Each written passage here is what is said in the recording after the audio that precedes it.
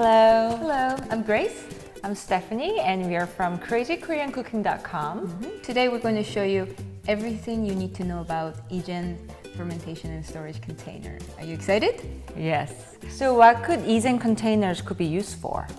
Well, as the name suggests, pretty much everything that you can ferment. So things like kimchi, obviously, sauerkraut, and pickles, and yogurt, and fruit wines, kombucha.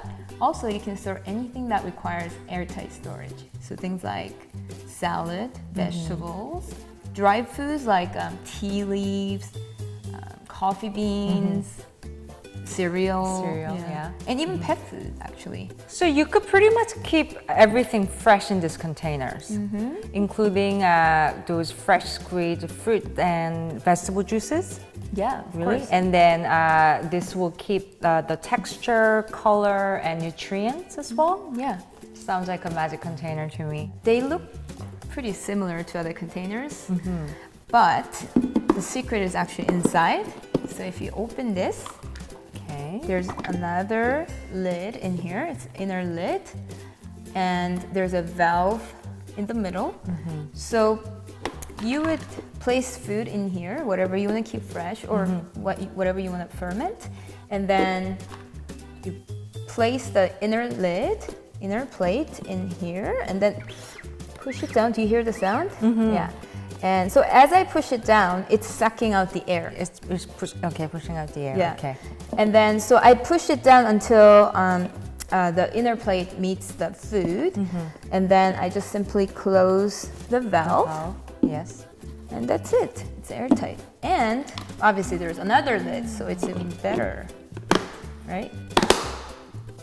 Wow. And it's actually heat and cold resistant.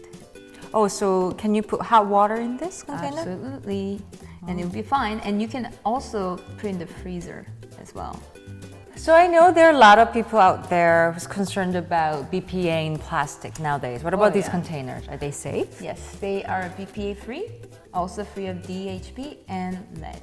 So you don't have to worry. Oh, wow. And they are also FDA approved as well? Yeah, all the materials used in this container is FDA approved. They come in different sizes and shapes. Yes. So it meets your various needs. Oh, so yeah, you're gonna bring big ones. Yeah, so we have little ones. These medium-sized ones have these handles. Yes.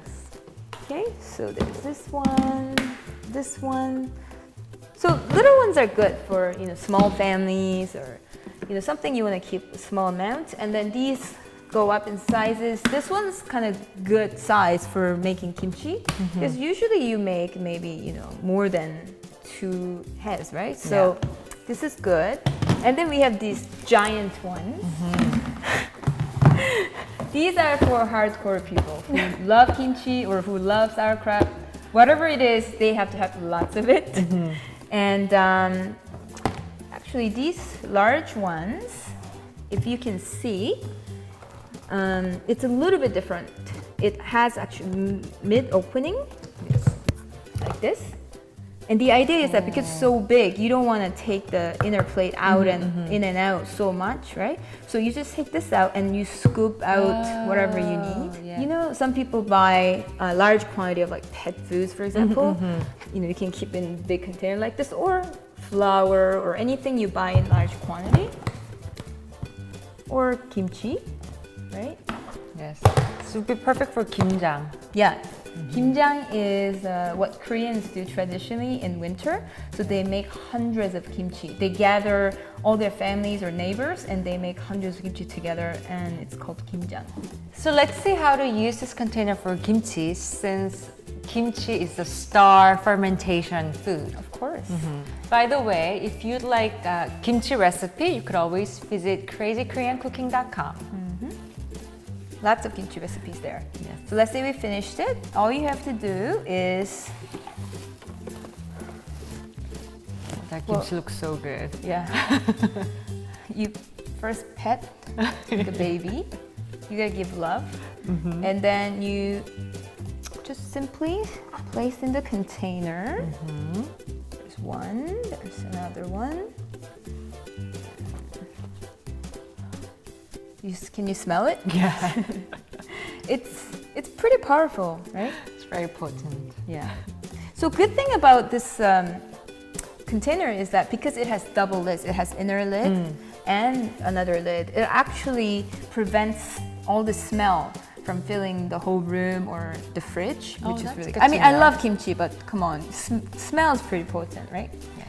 And sometimes I'm a little bit embarrassed when our guests visit because they think I farted. So anyways, this container really helps contain that smell. So you want to only fill the kimchi up to maybe 80%, maybe 90%. Because what happens is as the kimchi ferments, it's going to produce gas and liquid. So if you fill it to the top, it might overflow. Okay. Right? So you just fill it to 80%, 90%. And then yeah, all you do is you close again. the lid. Yeah. Oh, I love that sound of air. Me too. All the way down, Yes, all the way down. and then you close the valve. Exactly. And then your kimchi is ready for fermenting. So yeah, and then you close that. And then if you want to eat it pretty soon, you want to leave it in room temperature maybe for 2-3 days or until it reaches your desired sourness. Because as it ferments, it's going to get sour and sour, right? Some people don't like too sour, some people love sourness. So after 2-3 days, you can put in the fridge and keep it for a longer time. And what happens is because now this kimchi is in a perfect environment for anaerobic fermentation. What it means is that all the bad bacteria that causes like molds and stuff like that, they feed on oxygen, right? But because we just sucked all the air out, there's no air for bad bacteria to feed on. So But only good ones. yeah, only good ones. So as good one gets active, it produces lactic acid and it's supposed to be very healthy. It becomes probiotic, right? Everyone's crazy about probiotic these days. So this container really helps that. And also because as the fermentation goes on, the good bacteria produces CO2, carbon dioxide, and it actually then gets absorbed back into the liquid, the kimchi liquid that's being produced by fermentation. And it actually creates that crispy texture. Oh, really? Yeah. Okay. And so we actually compared this container with the other containers. So if you put the same kimchi in 2 different containers, this one and the other one, it actually tastes much better. The outcome will be completely different. Yeah, seriously. You should try it at home. It's much better. So, do you know how far does the inner lid can go down? Can it go down all the way, or? Yes, it actually does. Oh, okay. So basically what it means is that whatever amount of food you have, you can create the same environment. Oh, because it goes down. Another thing that inner lid does is it protects the surface of the food. So you know how when a fungi or fungus forms, it usually forms on the surface of the food, on right? top of, Yeah, because that's where the area they like. So if you cover the surface, most likely you can prevent molds. So that's great. And also another thing, you know how when you make pickles, people use weight to weigh it down? Also making water kimchi as well. Right. They used to put stone on top so that in the the food old will be days. submerged into the water or marinade. So when you have pickles or water kimchi, you can use this inner lid to make sure they don't float on top and they're submerged under the juice. Yes. All right. So that's another great thing about this inner lid. And many people use this container for sauerkraut as well. It basically works exactly the same way as the kimchi. Yes. And if you'd like sauerkraut recipes, the link is right over here. Right here. Right here. Right there. Right here. Sorry. Right here. No, right here. Oh, right here. Yes, sorry. Right here. Right here. Where is it gonna be? Because I would like to buy my salad in bulks from Costco or places like that, and it really keeps them fresh for 2-3 weeks. So Yeah. it's really. Is there anything else that this container could do? Yes. Obviously. You can keep marinated meat in here. And Okay. it will actually distribute the marinade evenly on the meat, and it will improve the taste. Really? Yeah, it's a magic container. So for those people who love those real, leaves, tea leaves, Yes. or herbs, dried ones, you can keep in here. And then it will prevent them from going mushy or soggy or things like Or that. extremely dry. Right, so for things like anchovies, dried anchovies that Koreans use for their food, it's dry, but you don't want it to be completely dry. Exactly. So things like that, because the container locks in whatever the state of the food. How do you clean and maintain the container? Is it difficult to do? No, not at all. It's dishwasher safe, so you can just put it in the dishwasher. But if you want to get rid of smell or color from the container, you can basically use flour water. So mix a little bit of flour with water, and then put it in there and just leave it for overnight, and then clean it. Another thing I can just quickly show you is you don't have to do this all the time, but if you want to clean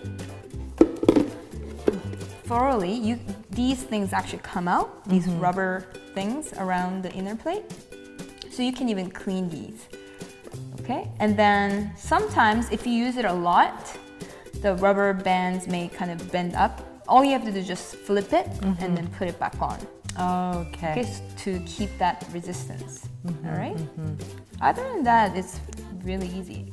Compared to those fermentation crocks that has all these like mechanisms, like airlock mechanisms and weight. It's way too complicated. Yeah. This Yeah. one's easy, simple, easy to clean, easy to use. Just use our container. So we've heard so many good things about these containers. Now, I'm curious how these containers were invented. Yeah, so in the old days, Korean people used to use this container called ongi. Actually, I have one here. It's beautiful, and it's made with clay, and it's porous. So it's called breathing pot. That's right. So it's beautiful and good, but it's a little bit awkward to put in your fridge, right? And it's actually very heavy.